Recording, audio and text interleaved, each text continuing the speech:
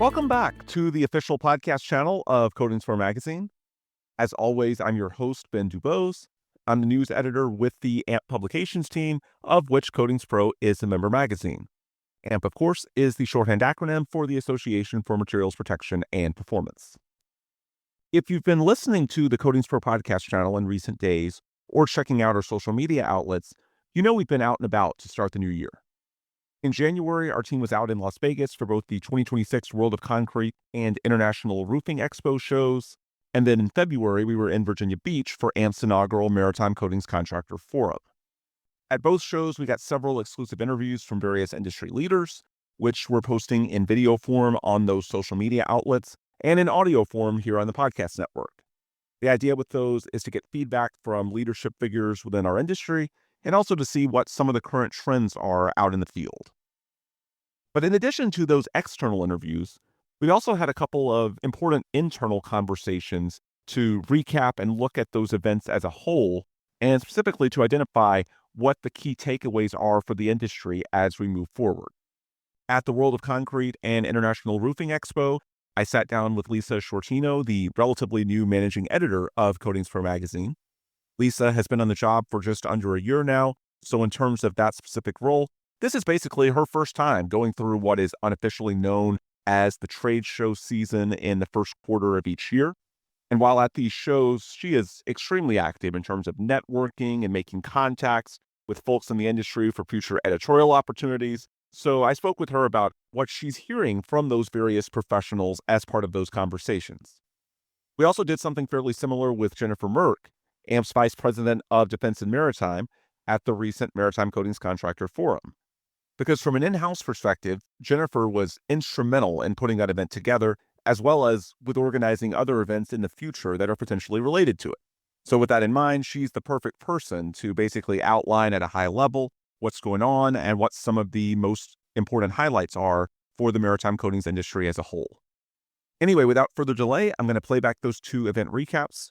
First, we've got myself and Lisa Sciortino, the new managing editor of CoatingsPro, recapping the International Roofing Expo and World of Concrete shows. And then the second part of this mini episode will be my chat with Jennifer Merck about the Maritime Coatings Contractor Forum. Let's roll the tape. Ben DuBose, news editor, AMP Media. I'm here on the International Roofing Expo show floor at the Las Vegas Convention Center with Lisa Sciortino, managing editor of CoatingsPro Magazine. Wanted to call you new managing editor, but you've been here 9 months now, right? I believe so. It's been a whirlwind of a year. But this is your first real show working on behalf of CoatingsPro, and really two shows, because it's not just IRE, it's also World of Concrete. Both shows are happening simultaneously here in Las Vegas, so it's been a few very busy days here at the convention center. And Lisa, I'm just curious your perspective before we get into some of the conversations that we've had and the trends we picked up on. What's it been like for you working your first show on behalf of CoatingsPro? Action-packed is the only way I can describe this. Overwhelming too. Just you don't realize how many products and manufacturers and contractors are actually out there until you're all assembled in one room. It's been pretty fantastic. Yeah, and when you're meeting with these people, what are those conversations like? You know, I've been really trying to focus on the business side of things and what are we going to do as Coatings Pro to help you with your business, which is really the mission of the magazine in a nutshell anyway. But it's just been so interesting to learn about how they operate, what they're looking for, and what they expect out of products and services and equipment. That's been really fascinating. And this has been a unique week in that both shows, World of Concrete, International Roofing Expo, are happening simultaneously. It's certainly been helpful to us in that it's a two birds, one stone situation. But I think the same applies for a lot of people here as well, because there is some overlap, right? Like at CoatingsPro, we cover concrete, steel, and roof substrates. And while they each have their own intricacies, there is some overlap in the technologies, right? And that's why it's beneficial to have these two events at one time. It has been. I've met a lot of people whose businesses cross over. That's been fantastic. And as well with the manufacturers, they often have very different formulations for the different substrates, and but they're all under the same roof, so to speak. So Yeah. that's been great. And you can see the CoatingsPro booth behind us. Folks can come by here, pick up free swag, get issues. What do people want to know about when they come to the booth? You know, the magazine itself. I was, I guess, a little bit surprised that there were people who hadn't heard about despite the fact that we've been around for 25 years. So it's been really great being able to educate them a little bit about what we do and the stories that we tell and the services that we can offer to them through the advertising and getting their stories out about the terrific projects that they've been working on. Yeah. And that's why it's so important to get out face to face. And I should mention, we'll have another one of these booths at AMP 2026 this March in Houston. So please come by for that if you're watching and you come to the show. As far as industry trends, things that we picked up on while we're out and about talking to these folks, there's so many potential angles. For me, one thing that stood out, 2026 is the first year in a while that it feels like there's at least some market certainty. I mean, you can go back to the start of this decade with COVID, with the supply chain crisis, with the administration turnover. It's just been one thing after another. And then the last couple of years, there's been more administration turnover and unpredictability. And this is the first year in a while that it feels like there's some certainty, and there's not, at least to start 2026, some major event or some major crisis. And so that makes it makes forecasting a little more predictable. And so I think companies, there's a sense of cautious optimism. It feels like that the market is rebounding, and because forecasts are more stable, people are more willing to invest, and that should benefit the industry. What have you picked up on just talking to people this week?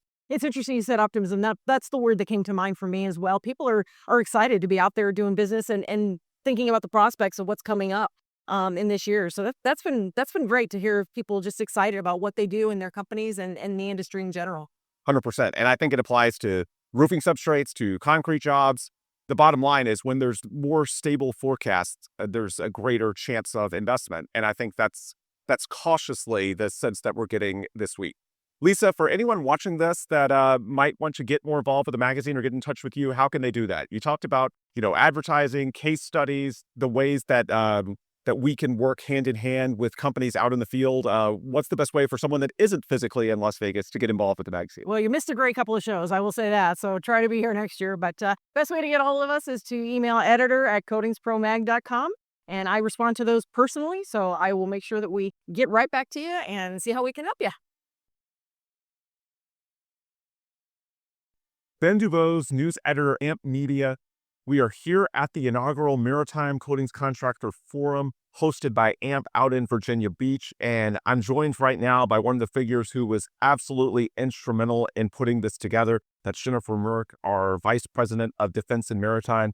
Jennifer, now that the event is finally here, how does it feel when you look out into the audience here and you see hundreds of people that are engaged? Our first panel session, the questions, we couldn't even get to them all. How does it feel seeing this event actually come to fruition?